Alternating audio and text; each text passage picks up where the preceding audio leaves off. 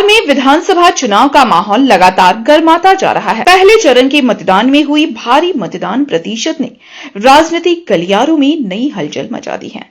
जनता के बढ़ते रुझान को देखते हुए विशेषज्ञों का मानना है कि इस बार मुकाबला कड़ा रहने वाला है। पहले चरण में अपेक्षा से अधिक वोटिंग दर्ज की गई, जिससे राजनीतिक दलों के साथ साथ मतदाताओं के बीच भी उत्साह देखने को मिला। बढ़े मतदान प्रतिशत ने एनडीए खेमे को नई उम्मीद दी है कि राज्य में उनकी सरकार दोबारा बन सकती है। हालांकि विपक्ष भी इसे अपने पक्ष में बताते हुए दावा कर रहा है कि जनता इस बार बदलाव के मूड में है। इसी बीच आज दूसरे चरण का मतदान जारी है।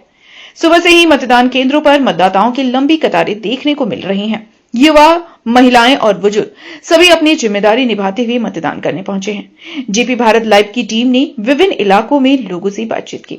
मतदाताओं ने खुलकर अपनी राय रखी।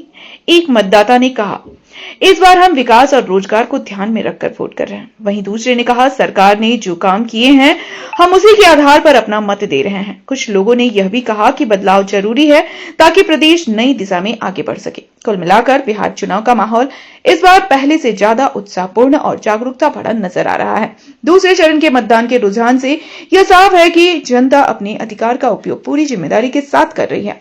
अब सभी की निगाहें तीसरे और अंतिम चरण के मतदान के बाद आने वाले परिणामों पर टिकी है। नमस्कार। बिहार के पहले चरण का जो मतदान है वो संपन्न हो चुका है और प्रतिशत इस बार बढ़त है, क्योंकि 64% से ज्यादा जो है वहां मतदान हुआ है। इस बार बिहार में किसकी सरकार बनेगी यह कहना मुश्किल है, क्योंकि एक तरफ एनडीए जहां अपना दावा ठोकते नजर आ रही है, तो दूसरी तरफ महागठबंधन भी उनसे कम नहीं है। लेकिन जो लोग बिहार दौरे पे गए, बिहार चुनाव का जो भ्रमण कर चुके हैं, हम सीधा उनसे जानते हैं कि आखिर बिहार की इस बार स्थिति क्या रहेगी। पिछली बार भी हमने देखा था मतदान प्रतिशत कम था, लेकिन इस बार आंकड़े क्या कह रहे हैं, किनकी सरकार बनेगी, उसी पे हम ज्यादा बात करेंगे। और हमारे साथ है मानवाधिकार प्रोटेक्शन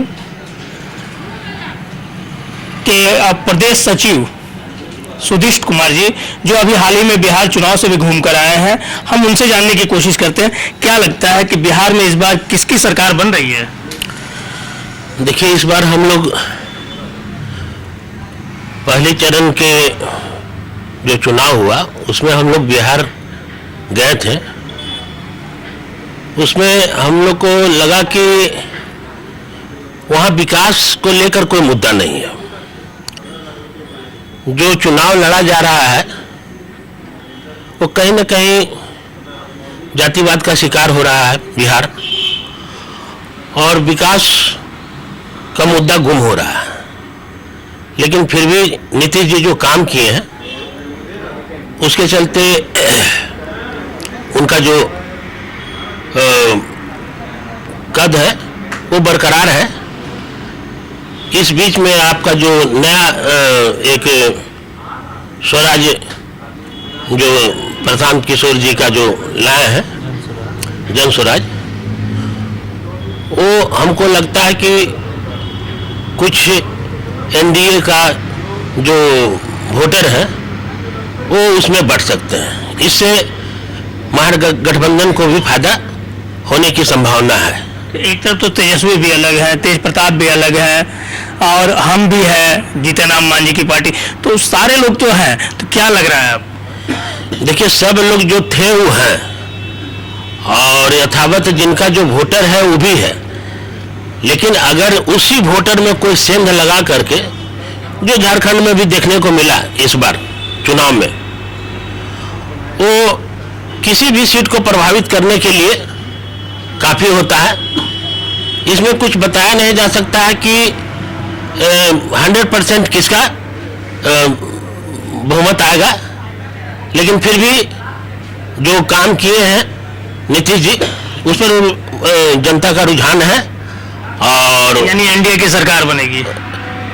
देखिए, संभावना तो है, क्योंकि जो पहले से सरकार रहती है उनका काम किया हुआ चीज को कुछ लोग याद रखते हैं और ताजा रहता है, इसलिए झुकाव रहता है।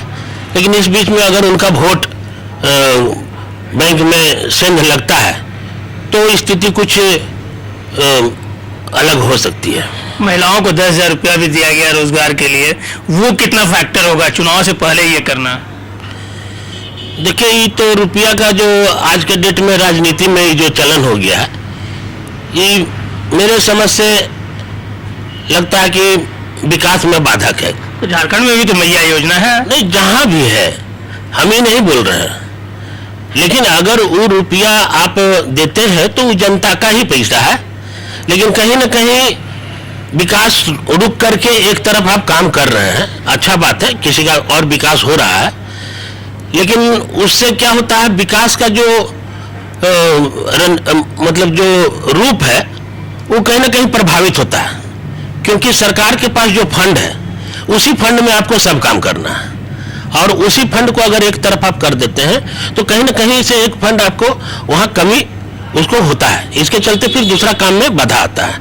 ठीक है, 10,000 दिए हैं तो जनता के लिए अच्छा है, लेकिन इसका देखिए आगे क्या इसका प्रभाव पड़ता है, ये तो वक्त बताएगा। लेकिन आरजेडी भी तो अपना जो मैनिफेस्टो लाई उसमें बड़े बड़े वादे किए हैं कि रोजगार दिया जाएगा, जो बिहार है उसको विकास की गति दी जाएगी, तो क्या लगता है इतने सालों में जो नहीं हुआ वो कह रहे कि अब होगा? देखिए, अब राजनीतिज्ञ लोग जो देते हैं, अब उन लोग के मन में भी है कि अब जनता सुनना चाहती है, इनको बोलना है, वो समीकरण नहीं है कि हम कहां से ला करके देंगे या कहां से आएगा, लेकिन जनता अगर उसमें खुश है तो राजनीति तो यही रूप है कि जैसे जनता खुश हो वैसे खुश करना है। देश से लेकर के राज्य तक सिर्फ जुमलेबाजी देखना पड़ता है, और लास्ट में यही होता है कि बोला हुआ चीज चुनाव के बाद वो धरातल पर कम देखने को मिलता है। आप भी बिहार चुनाव गए हुए थे, कैसा लगा वहाँ का, कैसा रहा अनुभव? ठीक ठाक था, वोटरों का काफ़ी रुझान था वहाँ पे, और चुनाव तो हमारे देश में एक पर्व की तरह ही मनाया जाता है, और उस बिहार में वो चीज़ दिखा गई, और कहीं ना कहीं जन स्वराज ट्रस्ट फैक्टर तो बनेगा ही बिहार चुनाव में। अब वो किसके लिए घातक होता है ये तो रिजल्ट आने के बाद ही पता। ऐसा नहीं लग रहा कि जन स्वराज जैसे है झारखंड में JLKM था, नहीं लग रहा कि दोनों का कुछ समीकरण बैठ रहा है? कहीं ना कहीं झारखंड में JLKM तो कुछ ना कुछ सीट पे ऐसा तो प्रभाव डाला ही है कि जिससे राजनीतिक थोड़ा बहुत उथल पुथल हुआ है, वैसे ही जन स्वराज बिहार में काफी प्रभाव डालेगा। प्रशांत, वहाँ मुद्दा क्या होगा इस बार? विकास मुद्दा होगा, या जो नीतीश कुमार के काम किए हुए चीजें वो नजर आएंगे, या जो 10,000 रुपया महिलाओं को दिया गया वो रहेगा?